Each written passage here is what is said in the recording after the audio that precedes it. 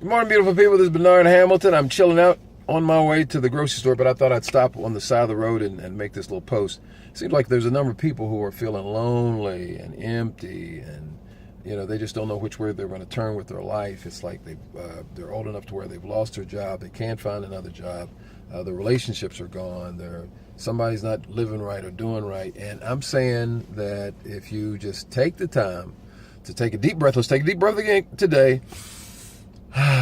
One more deep breath.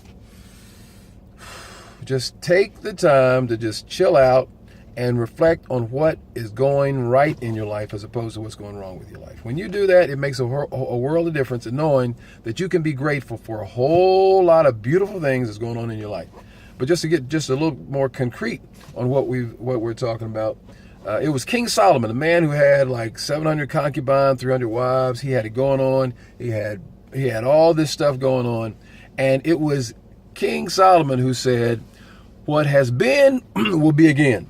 What has been done will be done again. He says, there is nothing new under the sun. And what he's talking about, he says, I've tried everything that's out there, because he's an extremely successful person. All these things are going on in his life, yet he was still empty. And so he kept searching. He kept doing things to try to fill that void, that vacuum in his life. And what he was saying was, there is nothing that you do, relationships, money, things. I know you may try. Keep trying to fill up your cup with all this stuff, with money, with relationships and stuff like that. And it's not going to fill you up. And that's what he said. There is nothing new under the sun. Everything you're doing, everything we're doing, they've been doing from the beginning of time. And he's saying the only way that you can have that peace and that joy is that you've got to connect to that higher power. I mean, whether you believe it's God, whether you believe it's infinite source, whatever, you've got to connect with the Creator who created you.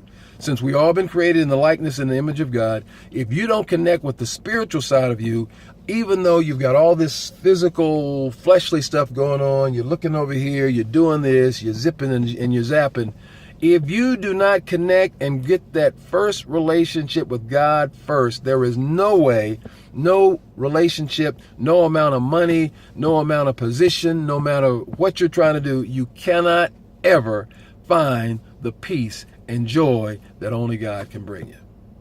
And I'm saying, you know who you are. Whatever you're searching for, whatever you're doing out there, if it's not related to making God first in your life, there's no way that you'll ever find the joy and the peace that you're looking for. Ecclesiastes, I mean, you know what King Solomon said. After all, I did all these things, he says, empty, empty, all is empty. Or if you got another translation, vanity, vanity, all is vanity. It means nothing. Until you connect with that higher power, with God, there is no way that you'll ever feel the peace, the happiness, and the joy that I feel right now. Take a deep breath again.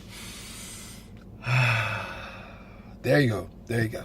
Well, listen, that's my talk for the day. I want you to make sure that you're constantly trying to put God first. Make sure that you write a gratitude journal. You're writing it out. If not, making sure that every day you're having something to thank God for, because you are blessed in this beautiful, beautiful world that we live in. So that's my talk for the day. I hope you guys are having an awesome day.